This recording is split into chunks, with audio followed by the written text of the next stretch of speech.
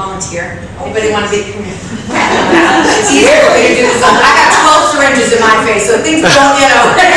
So, if you look at her, and she's actually a gorgeous woman. I have Voluma, Botox, Jupiter. Good girl, you're keeping up.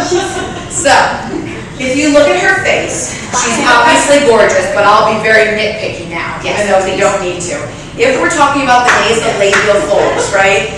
You're seeing here that she's got this. Now, if she were to come into me and say, I don't like this, okay?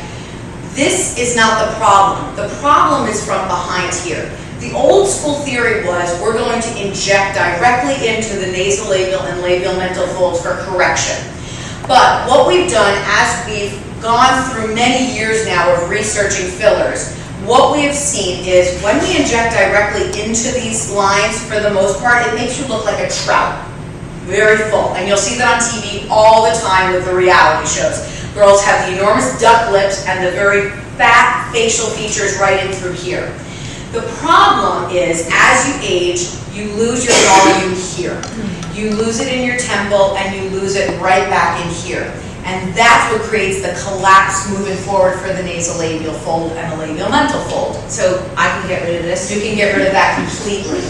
All that means is the skin that was once way up here is starting to sink forward. We all get it in one way or another.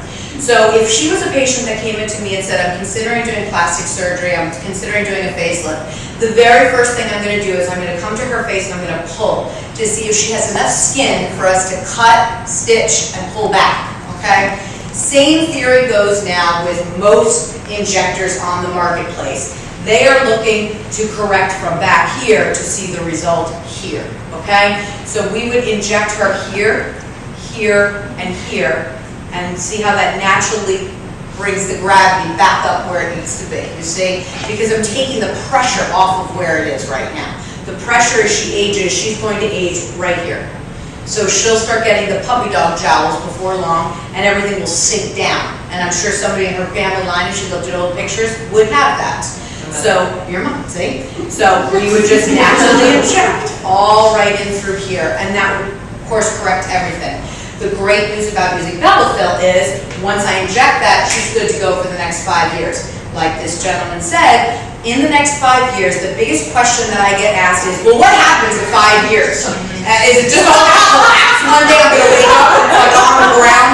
No. Basically what's going to occur is that you're going to age gracefully for the next 5 years.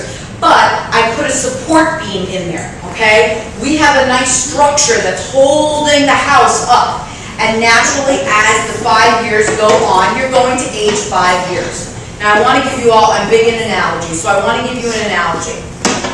If this gorgeous face is a red balloon, okay, with a temporary filler, a hyaluronic-based filler that will last in the body anywhere from 3 months to 12 months, depending on your metabolism. In the next year's time, you're going to inflate that big red balloon with Juvederm or any other hyaluronic filler, and all fillers are fabulous. It doesn't matter what filler it is, they're all dynamic. You're going to inflate that big red balloon, and within 3 months to a year, that balloon collapses. And you inflate and collapse, inflate and collapse. That's all you're going to keep doing with the skin over and over and over with a temporary filler. You're creating stress and trauma on the skin over and over. Now when you use Bellafill, I want you to think of that same big red balloon, and I want you to put the tiniest of pinholes in it. And over the next 5 years, instead of it collapsing, it's simply going to give a tiny little release of air. So at the end of 5 years, instead of collapsing, it just has a little bit of a give to it, and it needs that puff of air again to make it nice, big, and round, okay? So, some people notice at 3 years, they want a little bit of an oomphy. Some people at 5 years go, yeah, I kind of see a little something that I need done. I have patients that are well into their 7, 8, and 9-year mark that are just now saying, I think I'm going to use a little bit of a tweak. It just depends on your lifestyle, the age that you start and the volume you've lost before starting the product. That's really what it boils down to. So for somebody like you, who's kept yourself in absolute dynamic shape, 11 years Botox. basically, you're just gonna need to do little tweaks. I have models that are in their 20s, very well-known models that are on TV daily, that they don't want anybody to know that they're doing Botox and filler.